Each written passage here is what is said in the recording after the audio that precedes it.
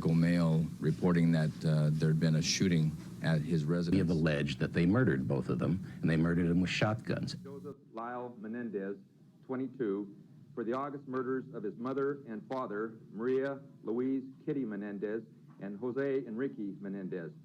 His brother, Eric Galen Menendez, 19, also wanted for the same crime. The will was very much involved in our investigation. The motives, of course, are buried.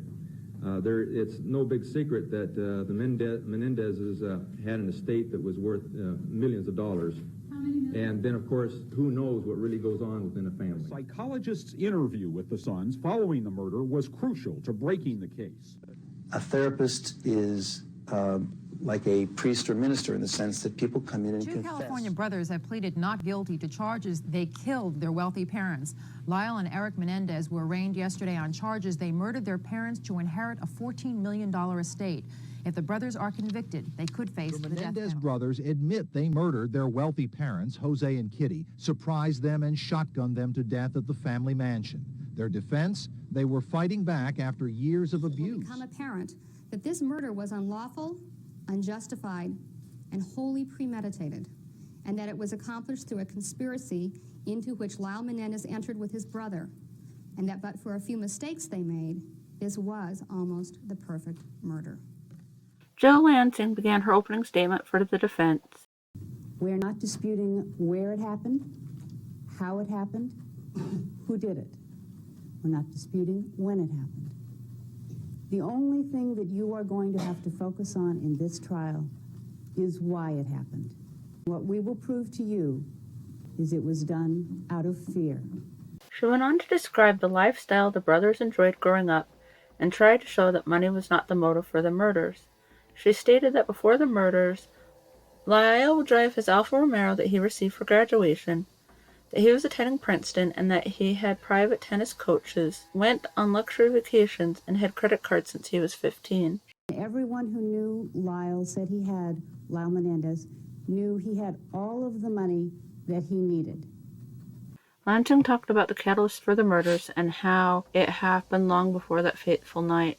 She said that the brothers shared a life living in a war zone, and that forged a strong bond between them. She then talked about how Lyle had felt like he had let his brother down in the past, and how Eric told him that his father had been molesting him for 12 years and pleaded to him for help.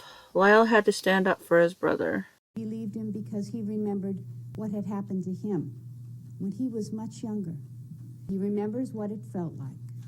He remembers the fear and the confusion, the importance of being loved and made to feel special by this charismatic, powerful man who he was going to talk to his dad about it. He rehearsed, and then he confronted him. And he told him that he knew what had been going on, and it was going to stop. And it was going to stop now. And his father was going to let him take his little brother and leave the house. He had underestimated his father grossly. His father indicated to him in no uncertain terms that Eric Menendez was his son, and he would do whatever he wanted with his son. Lansing touched base on why the brothers bought the guns and why they used Goodrow's ID. She said that the boys wanted protection right away, and since Lyle didn't have a valid California driver's license, he would have to wait for weeks if he didn't use Goodrow's ID. Lansing then went on to claim that the brothers didn't do it for financial gain because they didn't know about the life insurance policy on Jose. She also stated that the brothers assumed they were out of the will, so it made no sense for money being a motive. Lansing also said that the brothers had been ashamed about the abuse and had a hard time talking about it, and that is why it took so long for them to go public. The brothers had told a family member about the abuse, and the family member had told the defense attorneys. Psychologists saw the brothers later after the stories were revealed to the family. They would be the experts to testify at the brothers' trial. Lansing also told the jurors that Lyle would testify and describe tales of abuse, including the abuse he began to suffer at age 6, when he claimed Jose began to molest him. That Lyle would describe how dirty the house was, how there wasn't much to eat, and how Kitty would chase him around with a knife and smear blood on him. Lansing talked about Kitty's father and described him as a violent, cruel, bigot father. and said that Kitty's mother was institutionalized and had blamed Kitty for all her troubles, just like Kitty allegedly had blamed Lyle and Eric. Lansing also said that Lyle and Eric saw Jose as an all-powerful sadist who broke the law and reveled in his dastardly deeds. She ended her opening statement by giving examples of some of the ridicule that Jose allegedly put Lyle through. Jeopardy dinners, where you were quizzed, and the price for not knowing the answer was to be made to feel stupid. If you didn't swim well enough, you were yelled at. You were held underwater. When you played tennis, you were drilled and drilled and drilled. And where other kids played for an hour, you played for 6. And when Dad wanted to teach you reflex drills, he hit the ball as hard as he could directly at you. So that Lyle Menendez walked away from many a reflex drill with a number of welts. Turns out he has a speech impediment.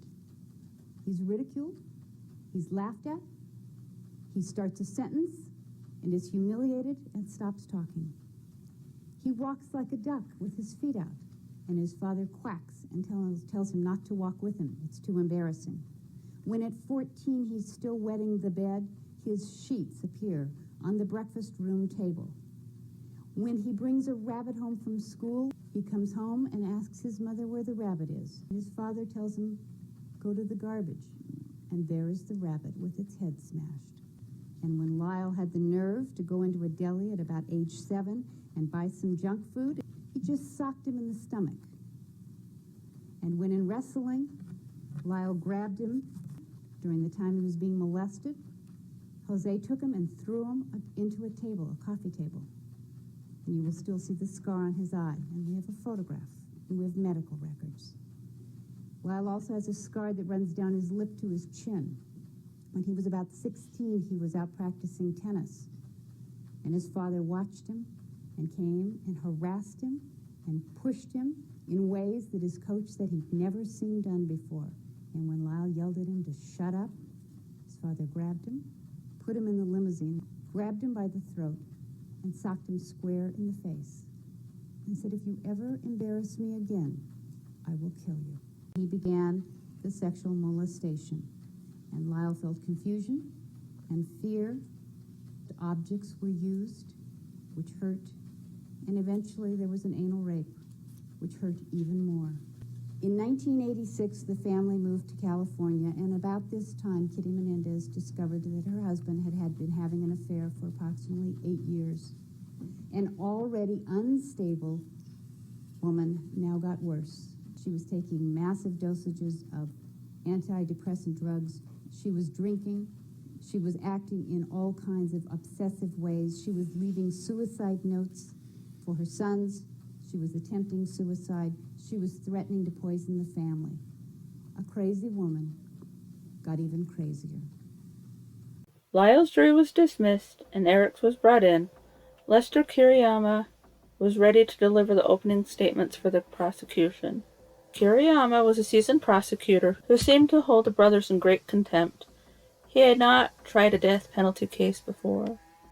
He started out by saying that the evidence would show that Lyle and Eric planned and carried out what Eric claimed was the perfect murder. Kiriyama talked about the brothers purchasing the guns and having a ready-made alibi. He also stated that Lyle and Eric had waited until Sunday night to carry out the murders because that was the family's maid's night off. Kiriyama then told of Kitty and Jose's wounds, followed by how much money the brothers had received after their parents' deaths.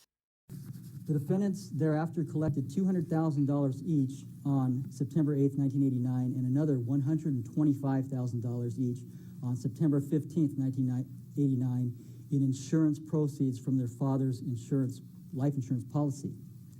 He then went on to talk about how Eric had tried to blame hitmen and even Fidel Castro for the murders. Kiriyama then talked about the brothers almost got away with the murders if it hadn't been for the tip that came in, which allowed for a search warrant for Dr. Oziel's home and office, which in turn led to the brothers' arrests. Kiriyama then said Dr. Oziel was set to testify about Eric's confession. Dr. Oziel will testify then on Halloween, October 31st, 1989. The defendant, Eric Menendez, said that he was having vivid dreams of his parents being murdered. He told Dr. Oziel, "We did it." Dr. Oziel asked him if he meant that he and Lyle had murdered his parents. Eric Menendez responded yes. Kiriyama said that Eric had told Oziel that Jose had been too controlling and had criticized them, and how they could never live up to his expectations, how they felt trapped and had discussed killing Jose to get him out of the way. Kiriyama then said that Oziel would testify how Eric told him their mother didn't deserve to die, but they couldn't leave any witnesses alive, and also that she wouldn't want to live without him. Kiriyama claimed how Oziel would testify that Eric had then told him about how he and Lyle had surprised their parents, walking into the room with their shotguns. Eric said that Jose had cried out, "No, no, no, no!" The brothers then blasted away at their parents, emptying their guns. Jose was dead, but Kitty was moaning on the floor and trying to crawl away, despite being shot 10 times. The brothers went outside and reloaded, then Lyle went back inside and finished off their mother. Lyle and Eric then picked up their casings, changed their blood-splattered clothes, which they put into a bag and dropped them off into a dumpster. Then they got rid of their guns on Mulholland Drive. Kiriyama then said that Oziel would testify how Eric told him that another reason to get rid of his dad was almost being disinherited, and how Eric was pleased about getting away with the murders. Kiriyama ended his opening statements by saying that the evidence would show how Eric is guilty of premeditated murder.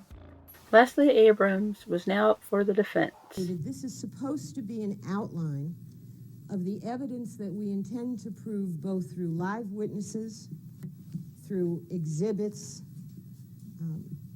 through analysis of evidence.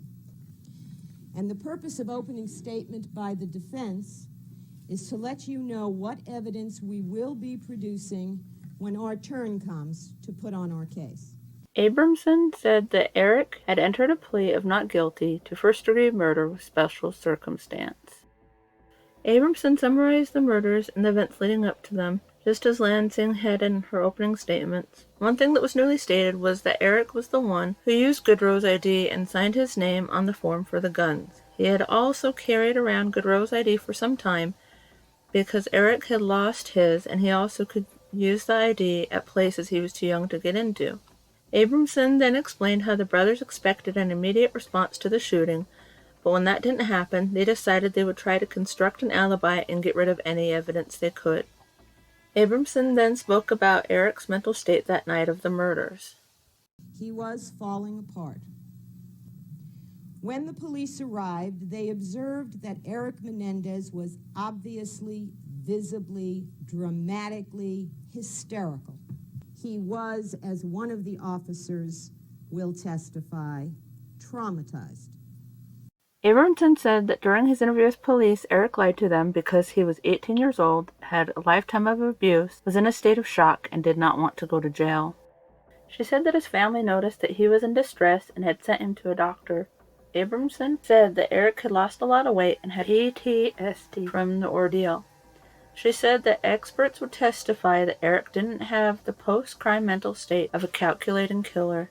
Abramson said Eric acted like any decent person, no matter how imperfect, would act when they regret a violent act that they had been driven to do.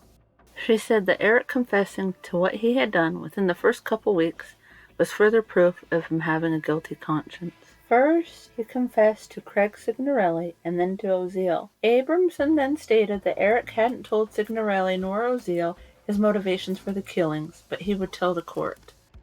Abramson then went on to talk about how when Lyle was arrested, Eric had been in a tennis tournament out of the country, and how he came back and surrendered himself, knowing that there was a possibility he could get the gas chamber.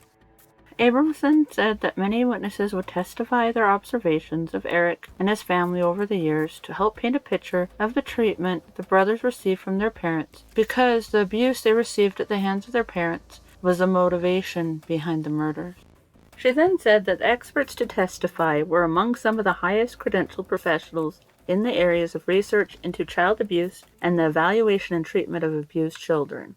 They will tell you what the effects of maltreatment are on a child, how these effects continue into adolescence and early adulthood, and most importantly, how the child shaped by abuse can be expected to react to threatening situations emanating from the abusers.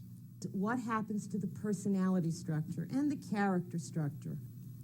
And they will tell you how much worse the damage is when those children receive harmful and traumatic experiences at the hands of the people who are supposed to be nice.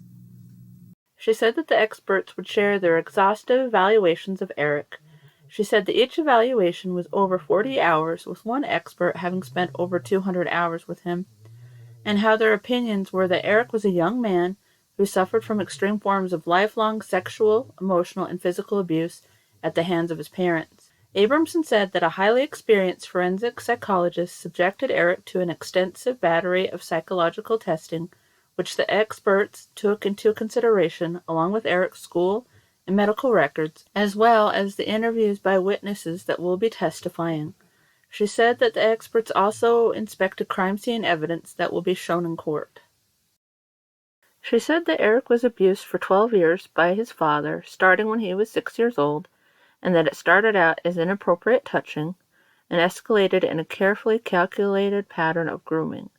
The pattern included repeated acts of forcible oral copulation, sodomy, rape, and the intentional infliction of pain by the use of foreign objects. Abramson stated that Jose's purpose was to use Eric's body to satisfy his own lust, as well as a part of a more pervasive characteristic of Jose's. She said that he had an absolute need to control and manipulate the people around him.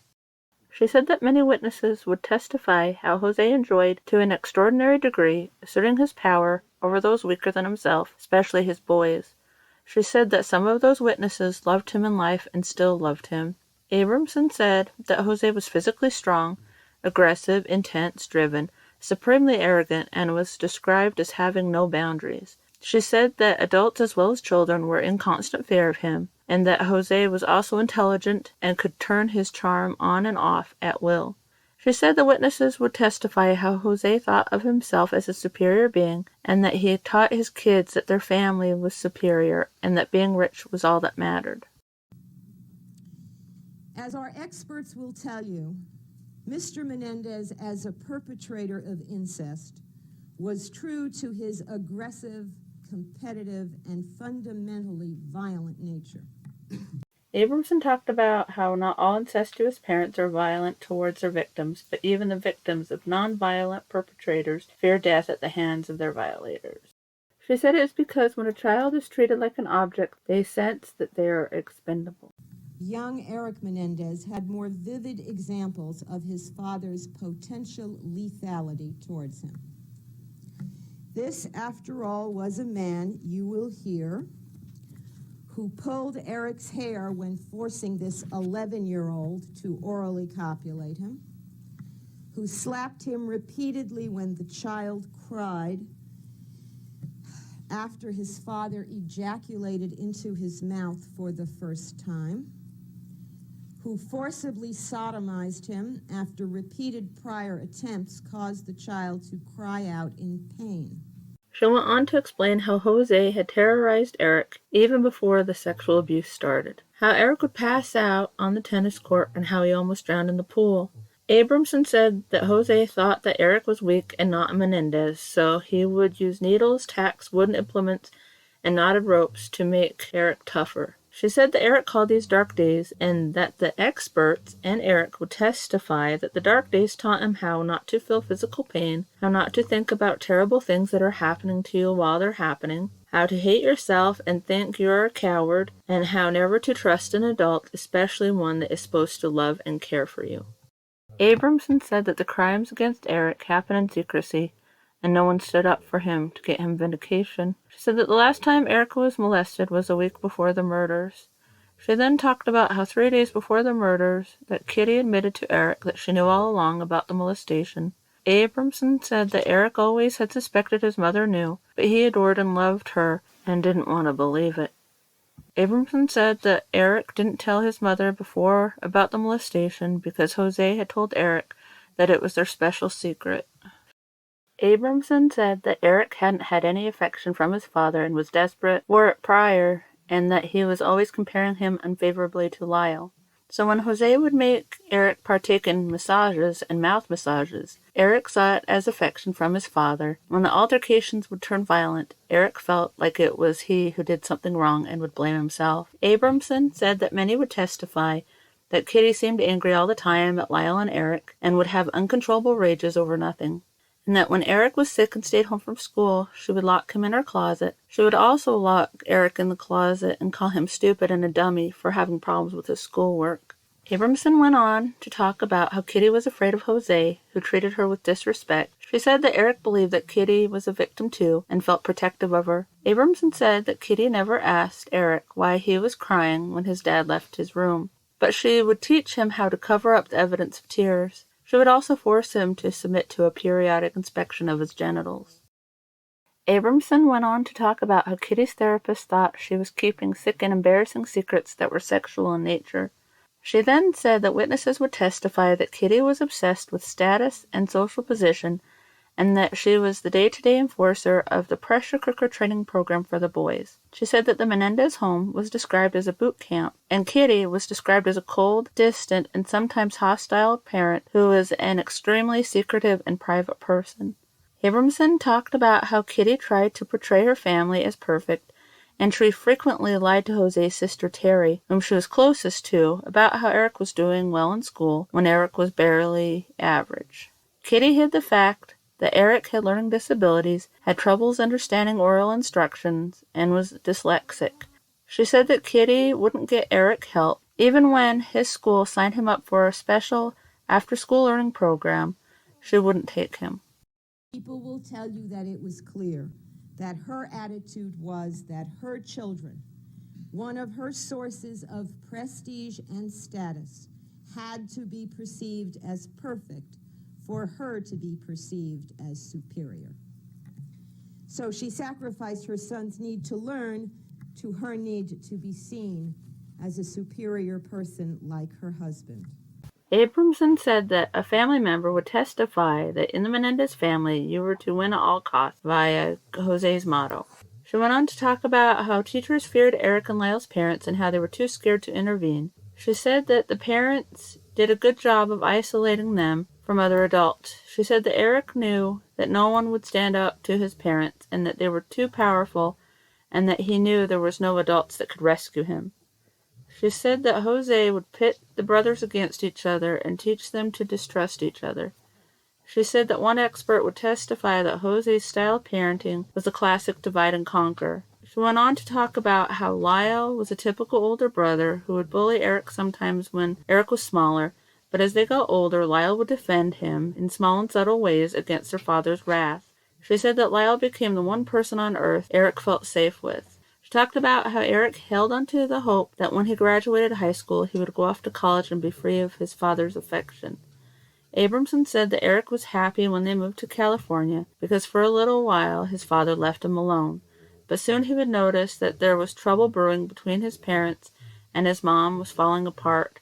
Eric overheard conversations which he learned that his mom found out about his dad's 8-year affair. She talked about how Lyle had stayed behind in New Jersey to go to school, so Eric was all alone, while his mother had locked herself in her room and was consumed with betrayal. Kitty started therapy, but she never got any better. She also started pressuring Eric to get a girlfriend, which he did. Now, Eric Menendez was 16 and he had had no experiences whatsoever with girls up until that time. He had always been very afraid that if he got close to a girl, she would somehow figure out what was going on with Dad. He was full of doubts about himself as a male. He still believed, even at 16, that the sex with Dad was somehow, at least partially, his fault. He must have done something to bring this on himself. There must be something about him that would make his father treat him that way. He was half convinced that he was homosexual. He feared that people knew or could tell that he was different.